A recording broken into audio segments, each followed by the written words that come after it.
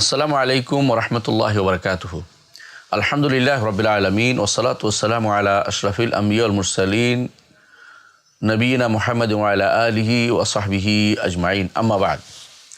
আলহামদুলিল্লাহ, সম্মানিত দর্শকবৃন্দ, আমরা শুরু করছি আমাদের প্রিয় দার্স, যে দার্সটি আমরা অনেকদিন আগে শুরু করেছিলাম, এখনও শেষ করতে পারিনি। ইনশাআল্লাহ আমরা আজকের পরে আর 2-3টি দার্সের মধ্যে শেষ হয়ে যাবে আমাদের ইনশাআল্লাহ। আজকের যে দার্সটি আমরা দিচ্ছি সেটা হচ্ছে শাইখুল ইসলাম মুহাম্মদ বিন আব্দুল্লাহ রাহমাতুল্লাহির কিতাবুত তাওহীদ আল্লাযী হাক্কুল্লাহ আল আবিদ এর আজকে আমরা একদম শেষ অধ্যায়ের দিকে চলে আসছি। আলহামদুলিল্লাহ, শেষ অধ্যায়ের আগের অধ্যায়ে আমরা আসি। সেখানে তিনি বলেছেন বাবুন, অধ্যায় মা জা ফি হিমায়াতিন নবী সাল্লাল্লাহু আলাইহি ওয়াসাল্লাম হিমাত তাওহীদ। নবী সাল্লাল্লাহু আলাইহি ওয়াসাল্লাম কীভাবে তাওহীদকে সংরক্ষণ করেছেন, তাওহীদের সীমারেখাকে কীভাবে সংরক্ষণ করেছেন, তাওহীদের প্রোটেক্টর এরিয়া কীভাবে তিনি দিয়েছেন, তাওহীদের যেন কোনো আঁচ না লাগে, কোনো তাওহীদের উপর কোনো আঘাত না লাগে, রাসূলুল্লাহ সাল্লাল্লাহু আলাইহি ওয়াসাল্লাম সেইভাবে কীভাবে তিনি বেষ্টনী দিয়েছেন, এই অধ্যায়টা তিনি এখানে বিন্যাস করেছেন। ওয়াসাদ্দিহি তুরুকা শিরকে, এবং তিনি শিরকের যাবতীয় পথকে তিনি বন্ধ করে দিয়েছেন মুহাম্মদ রাসূলুল্লাহ সাল্লাল্লাহু আলাইহি ওয়াসাল্লাম। এটা হচ্ছে তার অধ্যায়। আমরা দেখব যে এখানে আলহামদুলিল্লাহ তিনি হাদিস নিয়ে এসেছেন এবং সেখানে দেখিয়েছেন যে কীভাবে রাসূলুল্লাহ সাল্লাল্লাহু আলাইহি ওয়াসাল্লাম এটা বন্ধ করে দিয়েছেন, এই অধ্যায়টা, অর্থাৎ কীভাবে শিরকের পথ বন্ধ করেছেন আর তাওহীদের চারপাশে যেন নিরাপত্তা বেষ্টনীর ব্যবস্থাপনা করে দিয়েছেন। এটা আমরা দেখব। এইটা এত গুরুত্বপূর্ণ তাওহীদের সাথে সম্পৃক্ত, কারণ তাওহীদের আলোচনা প্রায় শেষ পর্যায়ে চলে এসেছে। এখন কীভাবে তাওহীদকে হেফাজত করতে হবে, এই জন্য শাইখুল ইসলাম মুহাম্মদ বিন আব্দুল্লাহ রাহমাতুল্লাহ আলাইহি এটা আমাদেরকে জানাচ্ছেন। অনেক কিছুই আমরা দেখতে পাই দুনিয়াতে, ধীরে ধীরে মানুষ একটা ভালো কাজ করতে করতে ধীরে ধীরে খারাপ কাজের দিকে চলে যায়। আর খারাপ কাজ শুরু হয় একটা গুনাহ থেকে, অথবা শুরু হয় এমন একটা কথা থেকে যে কথাটা মানুষ খেয়াল করে না। ধরেন এটাকে বলা হয় সদ্দু জারায় বলে।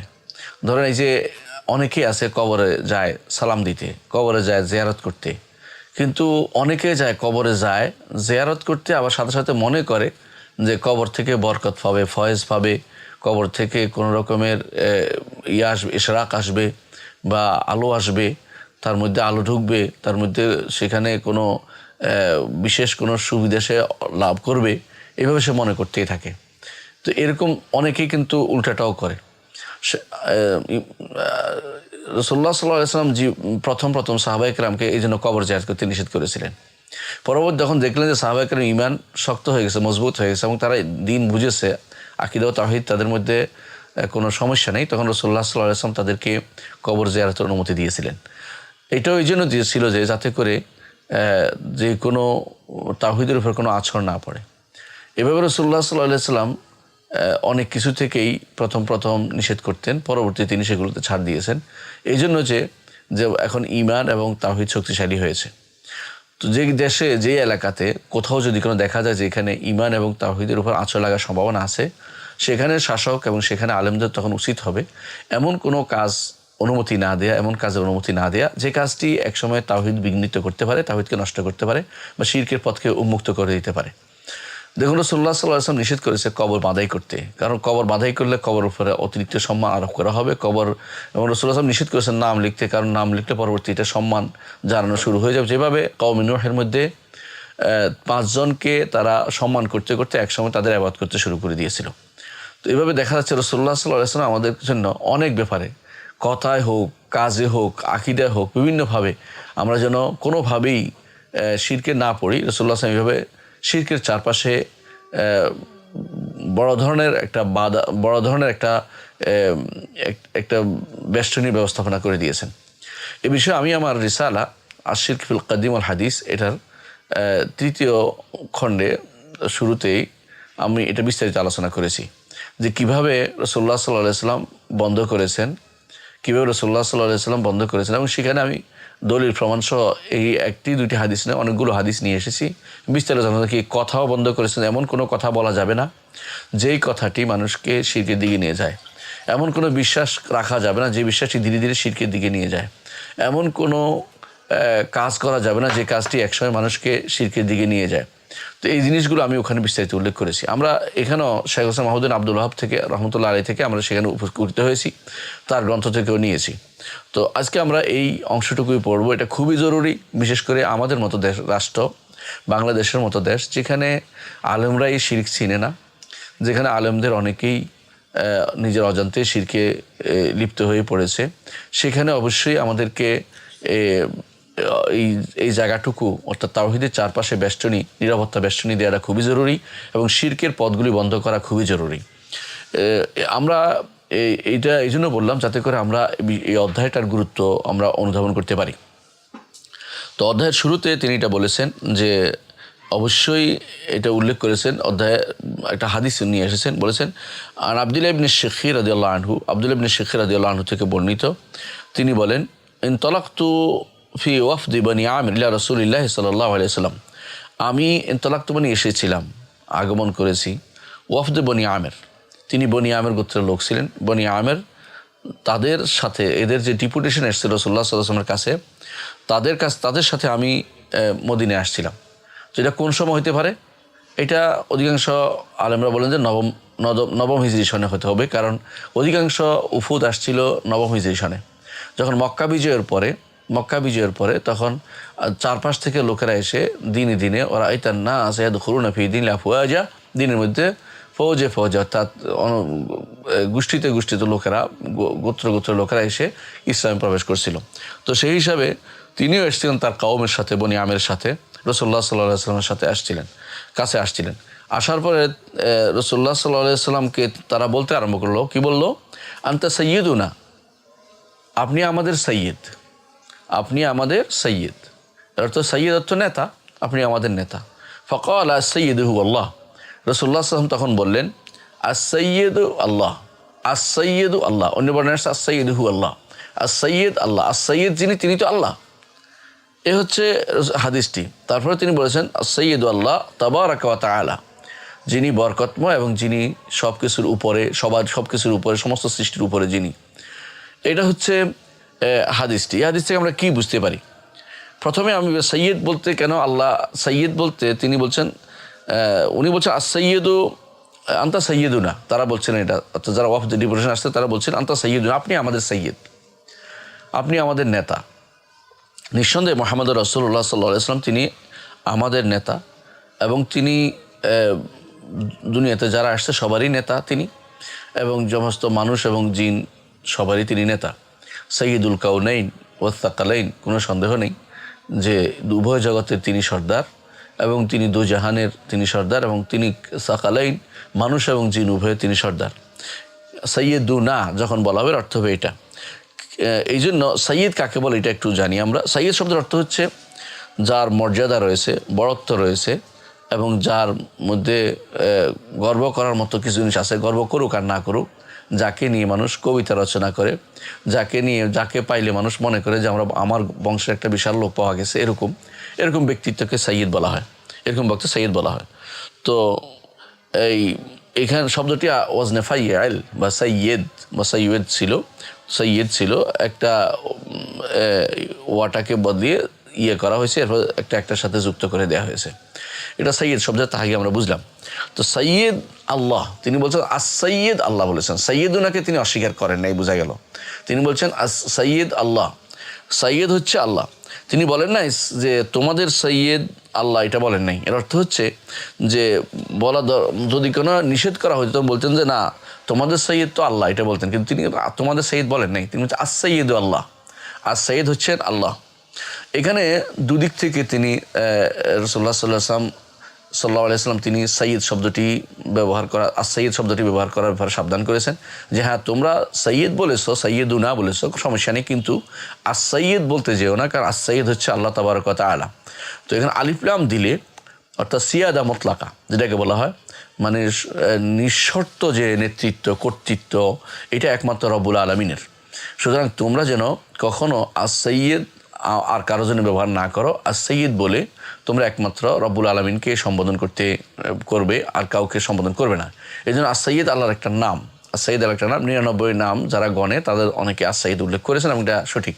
আস-সাইয়্যিদ আল্লাহর একটা নাম, এটা এইটা আলিফ লাম দিলে এটা আর কারোর উপরে ব্যবহার করা যাবে না। আলিফ লাম যদি সামনে দেওয়া হয় তো আর কারোর জন্য এটা ব্যবহার করা জায়েজ হবে না। কিন্তু পরে যদি কোনো ব্যবহার করা হয়, যেমন সৈয়দু বনি ফুলান, সৈয়দুল ওয়াদি, সৈয়দুল বাশার, তাহলে অসুবিধা নেই। কারণ হচ্ছে ওই এই বংশ এই গোত্রের নেতা, এই মানুষদের নেতা এরকম বললে কোনো সমস্যা নেই, কারণ এই মানুষগুলোর নেতা এটা বলতে পারবে, কারণ সীমিত হয়ে যায়, তখন নিঃশর্ত হয় না। নিঃশর্ত বা উন্মুক্ত যে as-সাইয়্যিদ এটা একমাত্র আল্লাহ রাব্বুল আলামিনের জন্য নির্ধারিত, এটা আর কারোর জন্য বলা যাবে না। এই জন্য আলিফ লাম দিয়ে রাসূল সাল্লাল্লাহু আলাইহি ওয়াসাল্লাম উল্লেখ করেছেন। আরেকটা কারণ হতে পারে এটা যে তোমরা সাইয়্যিদ বলতেছো, সাইয়্যিদুনা বলতেছো, ঠিক আছে, কিন্তু তোমরা ভুলেও যেন এটাকে টেনে আল্লাহর নামটাকে আমার জন্য ব্যবহার করিও না। খুব কাছাকাছি চলে আসছে, তোমরা যদি কোনো শুধু as-সাইয়্যিদ বলে থাকো তাহলে ভুল করেছো, তোমরা পরে অংশটুকু অবশ্যই নিয়ে আসবে। as-সাইয়্যিদ শব্দটি as-সামাদের অর্থে, আর as-সামাদ হচ্ছে এমন এক সত্তা যে সত্তা তার ইলমে, তার সহিষ্ণুতায় এবং তার নেতৃত্বে, কর্তৃত্বে পরিপূর্ণ, তিনি হচ্ছেন as-সামাদ, আল্লাহুস সামাদ যে আমরা বলি। তো এই হিসাবে রাসূলুল্লাহ সাল্লাল্লাহু আলাইহি ওয়াসাল্লাম তিনি সাইয়্যিদ, তোমরা সাইয়্যিদুনা বলছো, ঠিক আছে, সাইয়্যিদু না এরকম পিছনে লাগাবে, অবশ্যই এটা লাগাবে, এটা না লাগিয়ে ব্যবহার করতে নিষেধ করা হয়েছে। এই জন্য রাসূলুল্লাহ সাল্লাল্লাহু আলাইহি ওয়াসাল্লাম আনতা সাইয়্যিদুনাকে নিষেধ করে নাই, বরং এটা অনুমতি দিচ্ছে এবং বলেছেন যে তোমরা কিছু কথা বলো, এটা বলতে পারো, কিন্তু তোমরা শয়তান যেন তোমাদেরকে ধোঁকা না দেয়, এই বিষয়ে তোমার খেয়াল রাখবে। সেটা কি, যে বিশেষ কর্তৃত্ব থেকে বড় কর্তৃত্ব যেন নিয়ে না যায় তোমাদেরকে। অর্থাৎ আমি হয়তো তোমাদের দুনিয়ার নেতৃত্বে, কর্তৃত্বে আমি আছি, কর্তৃত্ব কোনো বংশের উপরে আমার কর্তৃত্ব আছে বা তোমাদের উপরে, কিন্তু সর্বময় কর্তৃত্ব হচ্ছে রব্বুল আলামিনের। তোমরা যেন সিয়াদা খাস, স্পেশাল যে নেতৃত্ব, কর্তৃত্ব, এটাকে তোমরা সিয়াদা মুতলাকা বানিয়ে ফেলিও না। অর্থাৎ সবচেয়ে বড় সৈয়দ এটা আল্লাহ তাআলা, এটা যেন তোমরা বলে ফেলিও না তোমরা। অর্থাৎ এজাফত ব্যতীত, সম্বোধন ব্যতীত এমনি তোমরা ব্যবহার করিও না। উভয় অর্থেই আমরা দেখতে পাচ্ছি, উভয়ভাবেই আমরা দেখতে পাচ্ছি রাসূলুল্লাহ সাল্লাল্লাহু আলাইহি ওয়াসাল্লাম তিনি সাইয়্যিদ বলে, as-সাইয়্যিদ আল্লাহ বলে তিনি আমাদেরকে as-সাইয়্যিদ বলতে অন্য আল্লাহ ছাড়া কারোর জন্য ব্যবহার করতে নিষেধ করেছেন। আমরা অনেক সময় দেখতে পাই, বিশেষ করে আরব দেশে এটা হয় বেশি, যারা সৌদি আরব এটা খুবই, অন্য দেশে এটা হয়, তারা সাধারণত কারো আগে নামের আগে লেখে as-সাইয়্যিদ ফুলান। তো এইটা আসলে কোনোভাবেই গ্রহণযোগ্য না, কোনোভাবে গ্রহণযোগ্য না। কারণ as-সাইয়্যিদ এরপর নামটা লেখে আলিফ লাম দিয়ে সৈয়দ as-সাইয়্যিদ, অথবা লেখে as-সাইয়্যিদা, এটাও ভুল। as-সাইয়্যিদ, as-সাইয়্যিদা, as-সাইয়্যিদা হইতে পারে না। আলিফ লাম আল্লাহর জন্য হলে as-সাইয়্যিদ হবে, as-সাইয়্যিদা কোনো কিছু আসে না, আল্লাহর কোনো সাইয়্যিদা নেই, আপনারা জানেন। তো সুতরাং as-সাইয়্যিদা আলিফ লাম দিয়ে এটা ব্যবহার করা আল্লাহ ছাড়া কারোর জন্য জায়েজ নেই। আরবিতে ব্যবহার করা যেমন নিষেধ, ঠিক এটার অনুবাদটাও সার ব্যবহার করাটাও নিষেধ। সার আমরা অনেক সময় বাড়াবাড়ি করতে করতে শুধু সার বলি। তো সারটা শব্দটা কার অর্থ হবে এটা খেয়াল রাখবেন, যে আপনি অবশ্যই মাথায় রাখতে হবে যে তিনি আপনাদের এখানের উস্তাদ, আপনাদের এখানে শিক্ষক, আপনাদের এখানে কর্তৃত্বকারী, এটা বলতে পারবেন। কিন্তু কোনোভাবেই যেন মাথায় না আসে যিনি সর্বময় কর্তৃত্বের অধিকারী, এমন কিছু মাথায় আসলে অবশ্যই সেটা শিরক হয়ে যাবে।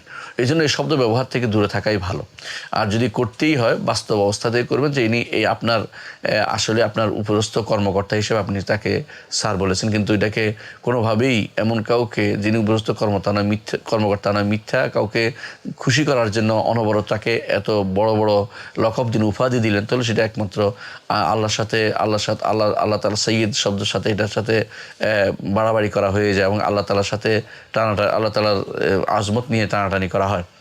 এই জন্য শব্দটা খুবই সাবধানে বলতে হবে, যেটা আপনার যেখানে দরকার শুধু হ্যাঁ আপনার উপরস্থ কর্মকর্তাকে আপনি বলবেন, কিন্তু এর উপরে যেমন ওর উদ্দেশ্য রাখবেন যে আমার স্যার, কিন্তু অথবা আমাদের ইউনিভার্সিটির স্যার, অথবা আমাদের মাদ্রাসার স্যার, কিন্তু এটাকে ব্যাপক স্যার অর্থাৎ সর্বতোভাবে স্যার এরকম কোনো ব্যবহার অন্তরে যেন না থাকে। সাধারণত মুখে ব্যবহার না আসলেও আপনি মুখে অন্তরে যেন না থাকে এটা খেয়াল রাখতে হবে। মুখে বলতে হবে যে আমাদের স্যার বলবেন, যে স্যার এরকম ব্যবহার করবেন, যাতে করে এটা অন্তত সীমিত হতে পারে, এটা যেন উন্মুক্ত না থাকে বা এটা শর্তমুক্ত, শর্তহীন না হয়ে যায়। এরপরে বলেছেন রাসূলুল্লাহ সাল্লাল্লাহু আলাইহি ওয়াসাল্লাম বলেছেন তাবারাকা ওয়া তাআলা। তাবারাকা ওয়া তাআলা দুইটা শব্দ আমরা অনেকেই বলি, কিন্তু অর্থটা আমরা কোনোদিন খেয়াল করিনি। তাবারাকা শব্দের অর্থ কী? তাবারাকা শব্দের অর্থ হচ্ছে যার বরকত এবং যার কল্যাণ অনেক বেশি, যার বরকত এবং যার কল্যাণ অনেক বেশি। এই জন্য আলেমরা বলে থাকেন এটা যে এটা আল্লাহ ছাড়া কারো জন্য তাবারাকা ব্যবহার করা যায় না। এই একটি শব্দ আল্লাহর জন্য খাস, এটা কোনোভাবেই তাবারাকা ফুলান তাবারাকা এটা বলা যাবে না। হ্যাঁ, তো এই জন্য দুনিয়ার মানুষ যদি বলে এটা যে অমুকের বরকত, তো বলতে হবে অমুকের মাধ্যমে আল্লাহ তাআলা যে বরকত দিয়েছেন স্পষ্ট প্রমাণিত হলে সেটা বলা যাবে। নাহলে শুধুমাত্র অমুকে বরকত দিয়ে যান, অনেকে বলে আমার এটা একটা বরকত দেন, আমাকে এটা দিলে আপনি বসলে বরকত হবে, হুজুর আমাদের এখানে যদি একটু বরকত দিতেন অর্থাৎ বসার কথা, এই জাতীয় কথা বলা যায় যাবে না, কারণ বরকত আল্লাহর কাছ থেকে আসবে। তো এই জন্য দুনিয়ার বুকে অনেকেই বলে যে আপনি আসলে বরকত হবে, এটা আসলে বলা যাবে না, এটা বলা যাবে না। কারণ আপনি বলবেন যে আল্লাহর কাছে আমরা বরকত আশা করি, কল্যাণটা আল্লাহর কাছে চাইতে হবে, কোনো ব্যক্তির কাছে বরকতের আশা করা যাবে না। এই জন্য অনেকেই যে হুজুরকে বলে যে হুজুরের বরকত, হুজুরের এটা জায়েজ নেই বলা, কারণ হুজুরের বরকত পাচ্ছে কি পাচ্ছে না আপনি বলতে পারবেন না। আল্লাহর পক্ষ থেকে বরকত কি তার দ্বারা হচ্ছে না, তার দ্বারা কোনো ক্ষতি হচ্ছে, সে কি আসলেই ভালো কিনা, কল্যাণের কিনা, আপনার ধারণার প্রতি নির্ভরশীল হবে না। এটা আল্লাহ তাআলার কাছে তিনি সত্যি সত্যি বরকতময় ব্যক্তি হলে, তার দ্বারা কল্যাণ পাওয়ার আশা থাকলে সেটা হবে, সেটা আল্লাহর কাছে চাইতে হবে। এই জন্য কেউ যদি বলে যে তিনি দামাত বারাকাতুহুম, তার বরকত চলতে আছে, এই জাতীয় কথাগুলো বলা জায়েজ নাই, এগুলি থেকে দূরে থাকতে হবে। কি বলতে হবে যে আল্লাহ আপনি আসুন, আল্লাহ তাআলা হয়তো আপনার মাধ্যমে আমাদের কল্যাণ দিবেন। এইটা কেন বলবেন এখন, কারণ এখন এটা বলতে পারেন, এখন তো আপনার কাছে আর ওহী আসে না। হ্যাঁ, রাসূলুল্লাহ সাল্লাল্লাহু আলাইহি ওয়াসাল্লামের যোগে একটি হাদিস আমরা উল্লেখ করি, রাসূলুল্লাহ সাল্লাল্লাহু আলাইহি ওয়াসাল্লামের স্ত্রী আয়েশা রাদিয়াল্লাহু আনহা যখন একবার তিনি তার হার হারিয়েছেন, তখন তিনি পানি নেই, মানুষ পানি শূন্য অবস্থায় ছিল, এমন সময় তায়াম্মুমের আয়াত নাজিল হয়েছে। তো এই অবস্থায় তখন উসাইদ ইবনে হুদায়র রাদিয়াল্লাহু আনহু তিনি বলেছিলেন যে মা হাজি বিআউয়ালি বারাকাতিকুম ইয়া আলা আবি বকর, হে আলা আবি বকর, এটা তোমাদের প্রথম বরকত নয়। তাহলে বোঝা গেল যে এই বরকত ব্যবহার করেছে। অনেকে হয়তো খুশি হয়ে যেতে পারেন যে এই বরকতটা তাহলে তো ব্যবহার করা যাবে অন্যদের জন্য, না, ব্যবহার করা কেন যাবে না? সেই সময় আল্লাহর পক্ষ থেকে আলে আবু বকরের কোনো একটা সমস্যা হলে সেখানে আয়াত নাজিল হয়েছে, সেখানে একটা আয়াত নাজিল, সেখানে আলে আবু বকরের দ্বারা অনেকগুলো মাসালা প্রবর্তিত হয়েছে এবং অনেকগুলো ছাড়ও আসছে শরীয়তে, অনেকগুলো এরকম কিছু আছে এবং সেটা প্রমাণিত হয়েছে এবং সে প্রমাণটা স্পষ্ট, সুস্পষ্ট, দলিল ভিত্তিক। এবং আলে আবু বকর নিঃসন্দেহে রাসূলুল্লাহ সাল্লাল্লাহু আলাইহি ওয়াসাল্লামের তাজকিয়া দ্বারা, তার সুসংবাদের দ্বারা প্রমাণিত হয়েছে, তাদের দ্বারা অনেকগুলো কল্যাণ উম্মতের জন্য হয়েছে। এই জন্য সেটা উল্লেখ করেছেন উসাইদ ইবনে হুদায়র রাদিয়াল্লাহু আনহু যে এখানেও তায়াম্মুমের আয়াত নাজিল হওয়ার মধ্যে এই বরকতটা রয়েছে, সুতরাং এটা উল্লেখ করা যাবে, কোনো সমস্যা নেই। কিন্তু আপনারা যাকে তাকে এনে বলবেন যে তার বরকত, দামাত বারাকাতুহুম, বা এই জাতীয় শব্দ বলবেন, তার বরকত চলতে থাকবে, এই জাতীয় বলা জায়েজ হবে না। কেন জায়েজ হবে না? কারণ বরকত আপনি আশাবাদী হতে পারেন যে আল্লাহ তাআলা হয়তো আপনি আসলে, আপনি পড়ালে আপনার ইলমের কারণে আমার বরকত প্রাপ্ত হব, আল্লাহ আমাদের কল্যাণ দিবেন, এটা আপনি বলতে পারেন যে আপনার ইলম জেনে এরা কল্যাণ প্রাপ্ত হতে পারে, অথবা আপনি আসলেও আল্লাহ তাআলা এখানে রহমত দিতে পারেন, এইভাবে বলতে আশা করতে পারেন। কিন্তু বরকাতুহুম যদি হয় তাদের বরকত হয় না, বরকত তো ব্যক্তির না, বরকতটা হবে অবশ্যই আল্লাহর পক্ষ থেকে বরকতটা আসবে। এবং সেটা যদি প্রমাণিত হয় কোনো আয়াত বা হাদিস দিয়ে, অবশ্যই তিনি মুবারক হবেন। যেমন বরকতের জন্য কোরআন হাদিসে দলিল লাগবে। যেমন রাসূলুল্লাহ সাল্লাল্লাহু আলাইহি ওয়াসাল্লাম তিনি ছাগলের মধ্যে বরকত বলেছেন, কিন্তু ছাগলের গায়ে হাত দলা দিলে বরকত আসবে তা নয়, বরং কী করতে হবে, ছাগল লালন পালনের মধ্যে কল্যাণ রয়েছে, মানুষের প্রবৃত্তি রয়েছে এবং ছাগলের দুধ খাওয়া যায় এবং ছাগলের অনেক উপকার করা যায়, এটা হল উদ্দেশ্য এবং এটা পেয়েছে। কিন্তু এই বলে কেউ যদি গরুর মধ্যে বরকত আছে কেয়াস করে বলতে পারবেন না, কারণ এটা নির্ধারিত ছাগলের জন্যই নির্ধারিত হয়েছে। ঠিক আকাশের বৃষ্টির পানিতে বরকতের কথা হাদিসে এসেছে, তো আপনি ওইটা বলতে পারেন, কিন্তু যদি বরফের পানিতে বরকতের কথা বলেন তা হবে না, কারণ আপনি কেয়াস করতে পারবেন না। ঠিক অনুরূপভাবে যেখানে যেটা আসছে বরকতের বাইরের কোনো শব্দ ব্যবহার করা যাবে না, যেখানে স্পষ্ট বরকতের কথা উল্লেখ আছে সেটাই উল্লেখ করতে পারবেন, এর বাইরে অন্য কারো বরকত আসছে, বরকত এখানে দিয়ে যান, এই জাতীয় কথা বলতে পারবেন না, কারণ এটা বরকত আল্লাহর পক্ষ থেকে আসে। তিনি কখনো কখনো কিসে বরকত দেন, ইলমে বরকত দিয়েছেন, ইলমে বাড়তি দিয়েছেন। নিঃসন্দেহে যারা আলেম তাদেরকে আল্লাহ তাআলা অবশ্যই তাদেরকে আল্লাহ তাআলা ভালোবাসেন এবং তাদের দ্বারা আল্লাহ তাআলা দুনিয়াতে আলোকিত করেন। কিন্তু কে আলেম না কে আলেম এটা বুঝো আপনার জন্য কঠিন। শুধুমাত্র ধারণার উপর নির্ভরশীল হয়ে তার কাছে তার বরকত দিয়ে যান এটা বলতে পারবেন না। বলুন আল্লাহ যেন আপনার মাধ্যমে আমাদের বরকত দেয়, আমাদেরকে উপকৃত করে, আমাদেরকে আল্লাহ তাআলা কল্যাণময় করে দেয়। এই জন্য আপনি আমাদের এখানে আসেন, বসেন, অথবা আমাদের এখানে পড়ান, পাঠদান করেন, অথবা আমাদের এখানে দার্স দেন, এখানে ওয়াজ করেন, বলতে পারবেন। কিন্তু আপনি এখানে একেবারে নিঃশর্ত বলে দিবেন যে অমুকের দামাত বারাকাতুম, তার বরকত চলতে থাকবে, এই জাতীয় কথা বলবেন না। অনেকে হয়তো মনে করেন যে আমরা দামাত বারাকাতুম বলতে তার হায়াত বোঝাচ্ছি, তার জীবনটাকে আল্লাহ তাআলা তার জীবন বাড়িয়ে দিলে আমরা আরও বেশি শিখতে পারবো, আরও জানতে পারবো। এটা হলো একটা ভ্যাক শব্দ, এই জন্য এটাকে অবশ্যই আপনাকে স্পষ্ট করে দিতে হবে। এভাবে যদি বলেন যে উদ্দেশ্য হচ্ছে তিনি আল্লাহ তাআলা তাকে জীবিত রাখুন, তার মাধ্যমে আমরা অনেক ইলম শিখতে পারবো, তাহলে এটা এভাবে হতে হবে। এভাবে কোনোভাবেই ব্যক্তির বরকত বলা যাবে না, কারণ ব্যক্তির বরকত বলা হায়াত বোঝানো, এটা কোনো আরবি ভাষার মুহাওয়ারা নয় বা বুঝার কোনো দিক নয়। সুতরাং এই দিকটা আমাদের জন্য ব্যবহার করার ক্ষেত্রে খুবই সাবধান হতে হবে এই শব্দগুলি ব্যবহার করার ক্ষেত্রে।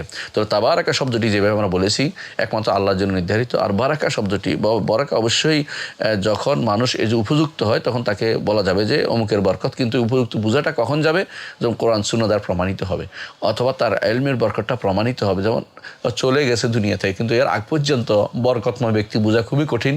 দুনিয়ার বুকে জীবিত অবস্থায় কে বরকতময়, এটা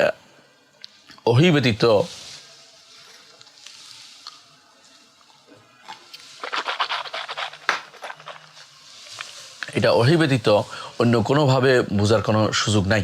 এমনও হইতে পারে যে আপনি যাকে বরকত মনে করছেন তিনি দুনিয়ার সবচেয়ে আফজারুল খালক, সবচেয়ে নিকৃষ্ট ব্যক্তি, সবচেয়ে ফাসেক হইতে পারে, কিন্তু আপনি তাকে বরকত মনে করে বসে রইলেন যে তার দ্বারা আল্লাহ বরকত দিবেন, নাও দিতে পারেন, তার দ্বারা ক্ষতিগ্রস্ত হইতে পারে।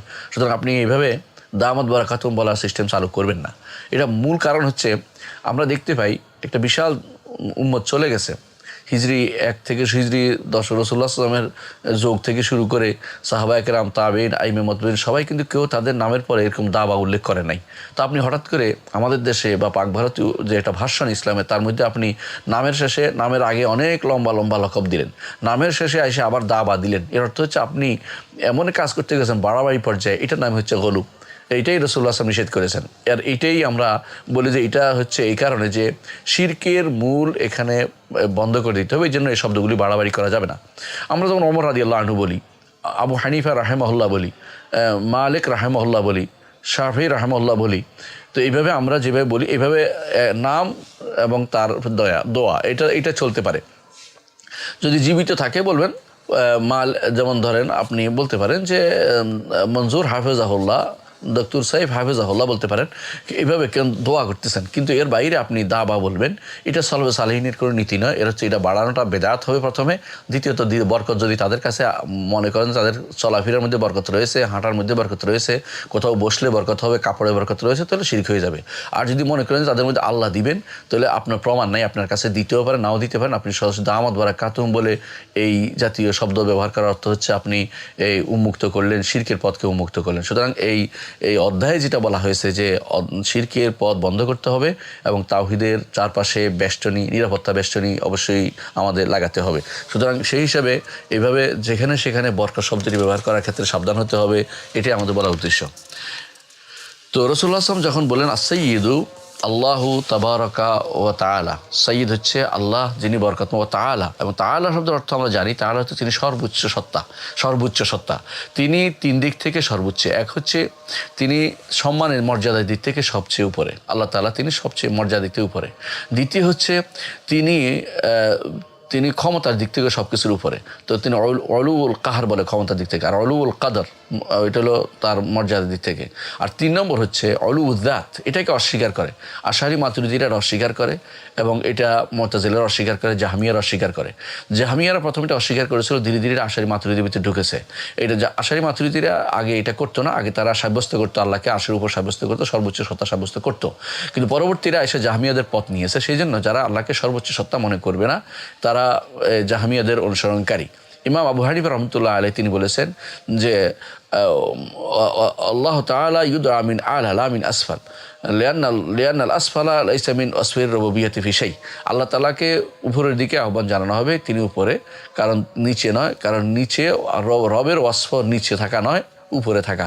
সেই হিসাবে রব্বুল আলমিনের তিনি সত্তাগত উপরে আছেন, এটাই বিশ্বাস করতে হবে, কারণ হাদিসে স্পষ্ট আছে যে আসমানগুলোর উপরে পানির উপরে আরশের উপরে ফওকালা আরশের রব্বুল আলমিন। একটা দুইটা হাদিস নয়, এখানে হাদিসের শত শত হাদিস দেওয়া বলেছে আল্লাহ তাআলা উপরে, ফেরেশতারা উপরে উঠে যায়, নেমে আসে। রাসূলুল্লাহ সাল্লাল্লাহু আলাইহি ওয়াসাল্লাম তিনি দেখা করতে গেছেন মেরাজের রাতে, এগুলো সবই প্রমাণ করে আল্লাহ তাআলা উপরে। সুতরাং তাআলা শব্দটির অর্থ যখনই এটা আসবে তখনই তাবারাকা ওয়া তাআলা বা আল্লাহ তাআলা যখন আসবে তখন অর্থ মনে মনে এটা অবশ্যই রাখতে হবে যে তাআলা অর্থ হচ্ছে আল্লাহ তাআলা অবশ্যই তিনি সব কিছুর উপরে এবং তার উপরে কোনো কিছু নেই। সৃষ্টি জগৎ যেখানে শেষ সৃষ্টি সেখানে তার উপরে হচ্ছেন রব্বুল আলামিন। এবং এটাই কোরআন কারীম আল্লাহ তাআলা বলছেন সুম্মাস্তাওয়া আলাল আরশ ইন্না রাব্বাকুমুল্লাহুল্লাযী খালাকাস সামাওয়াতি ওয়াল আরদা ফি সিত্তাতি ওয়া মা বাইনাহুমা ফি সিত্তাতি আইয়ামিন সুম্মাস্তাওয়া আলাল আরশ। তো অন্য আয়াতে আল্লাহ তাআলা বলছেন আর রহমানু আলাল আরশি ইস্তাওয়া, আরশের উপরে যেখানে সৃষ্টির সীমা আরশ তার উপরে হচ্ছেন রব্বুল আলামিন, অর্থাৎ সেখানে তাকে কেউ পরিবেষ্টন করে নেই, তিনি সব কিছুকে পরিবেষ্টন করে আছেন। তো যেহেতু সেখানে আর কোনো সৃষ্টি নেই, পরিবেষ্টনের প্রশ্ন আসছে না, তিনি শুধুমাত্র আছেন। এরপরে রাবি বর্ণনাকারী বলতেছেন আব্দুল্লাহ ইবনে শিখীর রাদিয়াল্লাহু আনহু বলতেছেন কুলনা, আমরা বললাম ও আফদালুনা ফাদলান, আপনি আমাদের মধ্যে শ্রেষ্ঠত্বের দিক থেকে শ্রেষ্ঠ, অর্থাৎ আমাদের যে ফজিলত আছে এর চেয়ে আপনার ফজিলত সবার উপরে।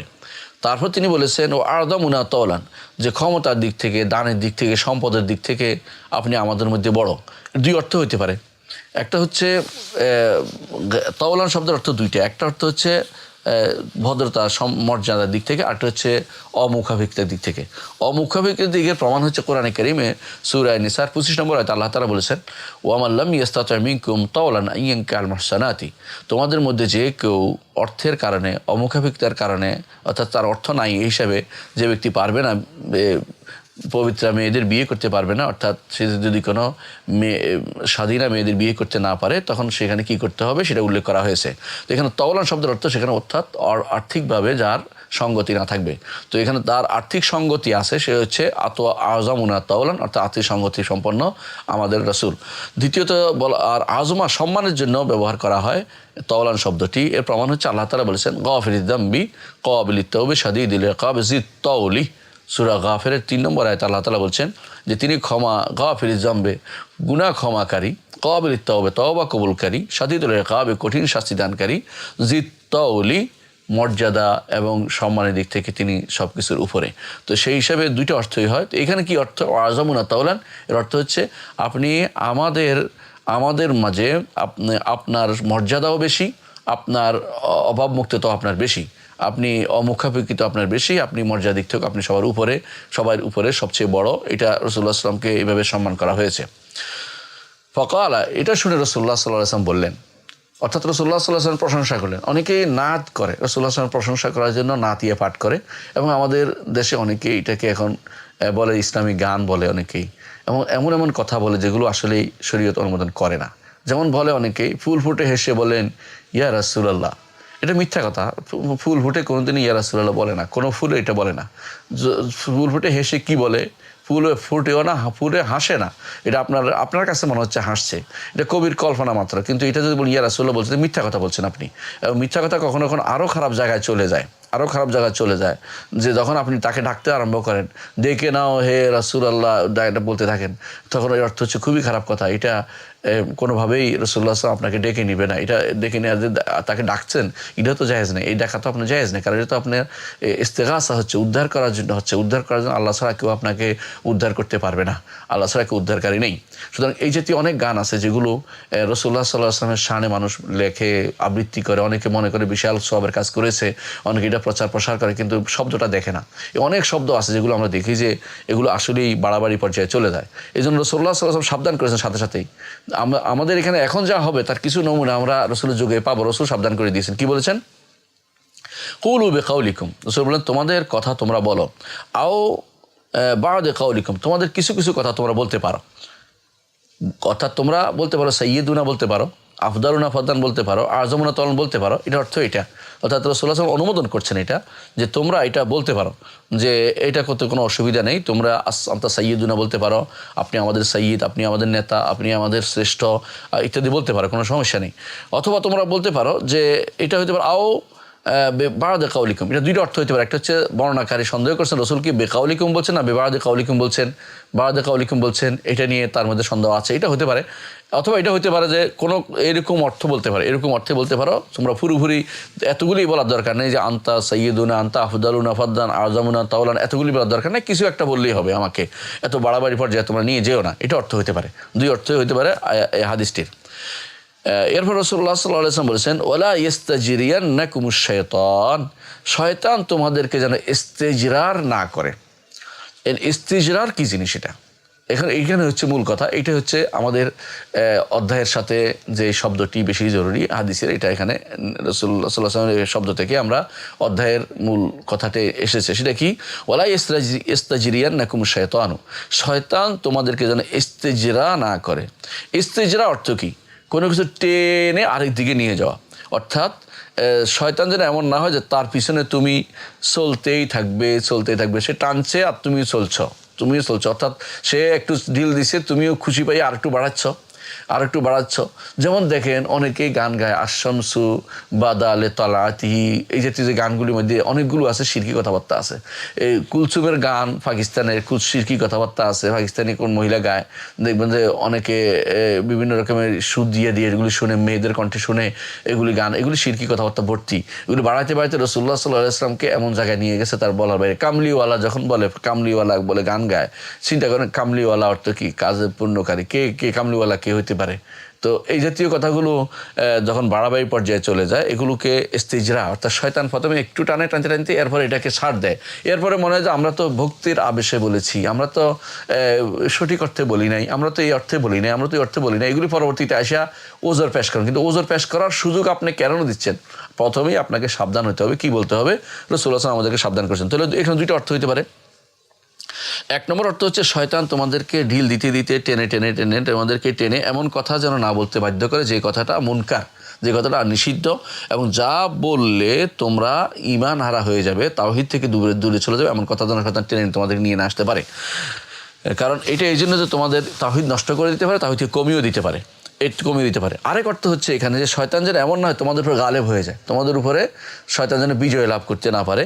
কারণ শয়তান যখন তোমাদের উপরে সে গালেব হয়ে যাবে, তোমাদের উপরে শয়তান তার প্রভাব বিস্তার করতে পারবে, তখন সে তোমাদেরকে রাসূল বানিয়ে ফেলবে। তো ইফলা ইস্তাজরিয়ান্নাকুম শয়তান তোমাদের উপরে যেন গালেব না হয়, তোমাদের উপর যেন প্রভাব বিস্তার করে তোমাদের উপর দখল করে না বসে। তাহলে কি করবে?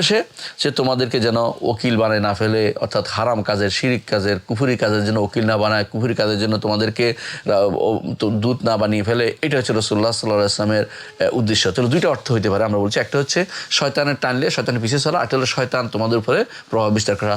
উভয় প্রভাব বিস্তার করে তোমাদেরকে যেদিকে ইচ্ছে সেদিকে যেন তোমাদের নিয়ে যেতে না পারে। এই উভয় দিক থেকেই ইস্তাজরিয়ান্নাকুম শয়তান যেন তোমাদেরকে ইস্তিজরা করতে না পারে, টেনে নিতে না পারে, সমাজের উপর প্রভাব বিস্তার করতে না পারে। উভয় অর্থটাই শুদ্ধ। অর্থাৎ এইটা কেন রাসূলুল্লাহ সাল্লাল্লাহু আলাইহি ওয়াসাল্লাম বললেন? যাতে করে তাওহীদের চারপাশে বেষ্টনী দেয়া যায়, নিরাপত্তা বেষ্টনী দেওয়া যায়। কারণ এবং শিরকের পথ বন্ধ করা যায়। আপনারা জানেন যে কোনো জিনিস যদি সম্মানিত জিনিস হয় তো এইটাকে সবচেয়ে বেশি পাহারা বসাইতে হয়। সোনা মানুষ পাহারা দেয় সবচেয়ে বেশি, যাতে করে বদলে না যায়, চুরি না হয়, এটার উপর ময়লা না লাগে, বিভিন্ন রকমের কয়টা বাক্সের ভিতরে এটা ঢুকিয়ে রাখে, তারপরে সম্মান করে যেখানে সেখানে ফেলে রাখে না। তো সবচেয়ে দুনিয়াতে সম্মানের জিনিস হচ্ছে তাওহীদ। তো তাওহীদটা অবশ্যই সম্মান করতে হবে, এটাকে পাহারা দিতে হবে, পাহারা বসাতে হবে চারপাশে। সবচেয়ে অসম্মানের জিনিস, সবচেয়ে নিকৃষ্ট জিনিস হচ্ছে শিরিক যেন না আসতে পারে, এই পথটা বন্ধ করতে হবে। আপনি জানেন যে অনেকে আসে চোর ডাকাত না ঢুকার জন্য বিভিন্নভাবে বন্ধ করে, অনেকে বালু ঢুকার জন্য বন্ধ করে, অনেকে বিভিন্নভাবে। কিন্তু দেখেন বালু কিন্তু ঢুকে যায়। তো বালু এরকম না যে আপনি বন্ধ করতে পারবেন সব পুরোপুরি, কিন্তু চোর ডাকাতের জন্য যেন না ঢুকে দরজা লাগায়, অনেকে কলাপসিবল গেট লাগায় বিভিন্ন রকমের। তো এগুলো থেকে আপনি শিরকে বন্ধ করতে হলে চারপাশে কিন্তু এরকম আপনাকে প্রটেক্টেড এরিয়া দিতে হবে, যেটাকে বলা হয় হেমা, প্রটেক্টেড এরিয়া দিতে হবে। এই প্রটেক্টেড এরিয়াটা যত বেশি, যে জিনিসটা মানুষের অন্তরে যেটা টান বেশি, এইটাকে হেফাজত করার প্রতি মানুষের আগ্রহ বেশি। আর যে জিনিসটা মানুষ পড়ার সম্ভাবনা আছে ওইটাকে দূর করার জন্য মানুষের প্রচেষ্টা বেশি চালানো হয়। এই জন্য রাসূলুল্লাহ সাল্লাল্লাহু আলাইহি ওয়াসাল্লাম শিরকের চারপাশে বিভিন্নভাবে নিরাপত্তা বেষ্টনী দিয়েছেন। কখনো বলছেন যে তোমরা এইভাবে বলিও না, কখনো বলছেন ধরেন বলেছে কি আল্লাহ যা চায় তোমরা যা চাও, আপনি যা চাইছেন করে না এটা বলিও না, এটা তাড়াতাড়ি নিষেধ করে দিয়েছেন। কখনো বলেছেন যে তোমরা এটা রাসূলুল্লাহ সাল্লাল্লাহু আলাইহি ওয়াসাল্লামকে সাইয়্যিদের ব্যাপারে বলছেন না, তোমরা এটা বলিও না। কখনো বলছেন যে আমরা ইস্তেগাসা করছি আপনাকে দিয়ে, রাসূল বলিও না। এভাবে কেন বলছেন? তাওহীদের চারপাশে একটা নিরাপত্তা বেষ্টনী থাকে, তাওহীদের উপর সামান্যতম আঘাত যেন না লাগে, সেটা কমে না যায় বা নিচ্ছিন্ন না হয়ে যায়। তো এই জিনিস নিচ্ছিন্ন হয়ে না যায়, এই জন্য আমরা দেখতে পাই যে জিনিস প্রত্যেকটা জিনিসই ইসলাম শরীয়তে এরকমই বড় জিনিসের জন্য বড় ধরনের প্রোটেকশন দিয়েছে। আমরা কয়েকটা উদাহরণ দিব। এক নম্বর হচ্ছে দেখেন জিনা বেবিচার ইসলামের সবচেয়ে কঠিন হারাম কাজ, শিরকের পরে বা কতলু নফসের পরে কঠিন হারাম কাজের একটি। তো কঠিন হারাম কাজের একটি জিনা বেবিচার, এটাকে বন্ধ করার জন্য মেয়েদেরকে বলছে যেন মুখ খুলে না আসে, মেয়েদেরকে বলছে যেন কাপড় চাপড় বাঁধে না, ঘুরে বাইরে যেন বেরিয়ে না বেড়ায়, রাস্তাঘাটে যেন বেরিয়ে না বেড়ায়, এবং মেয়েদেরকে পুরুষকে নিষেধ করা হয়েছে যেন মেয়ে একাকিত্ব অবলম্বন না করে, কোনো পুরুষকে নিষেধ করা হয়েছে কোনো মহিলার স্বামী নেয় তার বাড়িতে যেন না যায়, পুরুষকে নিষেধ করা হয়েছে যে যেন মহিলাকে নিষেধ করা হয়েছে যেন সে সফর না করে, একাকি সফর না করে মাহরাম ব্যতীত। এগুলি সব কেন? কারণ জিনার পথটা রুদ্ধ করার জন্য। আর জিনা সবচেয়ে বড় হারাম কাজ, এটাকে রুদ্ধ করতে হবে, এটা যেন ঢুকতে না পারে। ঠিক শিরককে বন্ধ করার জন্য রাসূলুল্লাহ সাল্লাল্লাহু আলাইহি ওয়াসাল্লাম আমাদেরকে এইভাবে নিষেধ করেছেন। অনুরূপভাবে আমরা দেখতে পাই যে রিবা, সুদের চারপাশে রাসূল সাল্লাল্লাহু আলাইহি ওয়াসাল্লাম বেষ্টনী ব্যবস্থাপনা করেছেন যে কোনোভাবে যেন সুদ না আসতে পারে, বরং বলেছেন যেহেতু সুদ খেতে চায় সেজন্য আল্লাহ তার রাসূলের সাথে যুদ্ধে অবতরণ করে। কঠিনভাবে তিনি আল্লাহ তাআলা সাবধান করেছেন, রাসূলুল্লাহ সাল্লাল্লাহু আলাইহি ওয়াসাল্লাম সাবধান করেছেন বিভিন্নভাবে সুদের ব্যাপারে, এবং তিনি সুদকে আব্বাস ইবনে আব্দুল মুত্তালিবের সুদকে পায়ের নিচে ফেলেছেন বলেছেন। তো এইভাবে তিনি উল্লেখ করেছেন সুদ যেন না ঢুকে। এমন কি আমরা দেখতে পাই একজন মানুষ ভালো খেজুর দিয়ে খারাপ খেজুর, 1 কেজি খেজুর দিয়ে 2 কেজি, 1 কেজি ভালো খেজুর দিয়ে 2 কেজি খারাপ খেজুর অদল বদল করবে, এটাও শরীয়ত নিষেধ করেছে। অথচ এটাতে বড় ধরনের ক্ষতি হচ্ছে না। অনেকে মনে করে যে জুলুম যেখানে নাই সেখানে সুদ চলতে পারে, অনেকে এটা মনে করে। এই জন্য অনেককে আমি দেখছি দুর্ভাগ্যের বশত তারা ব্যাংকগুলোর যে সুদ এটাকে বলে যে এটা তো উপকার করতেছে, এটাতে চাকরি হচ্ছে, এটা জুলুম নাই তো, এটাতে সে ক্ষতিগ্রস্ত হচ্ছে না তো, ইত্যাদি ইত্যাদি কথাবার্তা বলছে। না, কথাটা এরকম না। রাসূলুল্লাহ সাল্লাল্লাহু আলাইহি ওয়াসাল্লাম যেখানে জুলুম নাই, কিছু নাই, তারা পরস্পর রাজি আছে, সন্তুষ্ট আছে, তারপরেও তারা রাসূলুল্লাহ সাল্লাল্লাহু আলাইহি ওয়াসাল্লাম 1 কেজি ভালো খেজুর দিয়ে 2 কেজি খারাপ খেজুরের বিনিময়ে খেতে নিষেধ করেছেন এবং বলেছেন এটাই সুদ, আইনুর রিবা, এটাই সুদ। রাসূলুল্লাহ সাল্লাল্লাহু আলাইহি ওয়াসাল্লাম বলেছেন। এর অর্থ হচ্ছে এই জাতীয় কাজ, জুলুমের দিকে তাকানো যাবে না। জুলুম হচ্ছে কি হচ্ছে না এটা, কারণ জুলুমের বিষয়টি আপেক্ষিক জিনিস। আপনার কাছে মনে হতে পারে এটা জুলুম না, কিন্তু আসলে জুলুম। যে জিনিসটা শরীয়তকে লঙ্ঘন করে সেটাই জুলুম, এটা আপনাকে মনে রাখতে হবে। শরীয়ত লঙ্ঘিত জায়গাটা হচ্ছে সীমারেখা। আল্লাহ তাআলা কোরআনে কারিমে এই জন্য বলেছেন তিলকা হুদুদুল্লাহ ফালা তাকরাবুহা, এগুলি হচ্ছে আল্লাহর সীমারেখা, এর কাছেও তোমরা যেও না। এই জন্য বোঝা যাচ্ছে যে আমাদের জন্য এই হারাম কাজের কাছে যাওয়া যাবে না, এই জন্য সুদকে হারাম করেছেন। তো এরূপভাবে আমরা দেখতে পাই আমরা যে অন্যান্য কাজেও যে সমস্ত কাজে যেমন কবর জিয়ারতের কথা আমরা বলি, যে কবর জিয়ারতে যদি কোনো কারো নিয়ত থাকে যে ওখানে পাওয়ার, তো নিষেধ করে দিতে হবে। যদি কোনো সেখানে কান্নাকাটি করবে দেখে মহিলাদেরকে নিষেধ করে দেওয়া হয়েছে। কেন?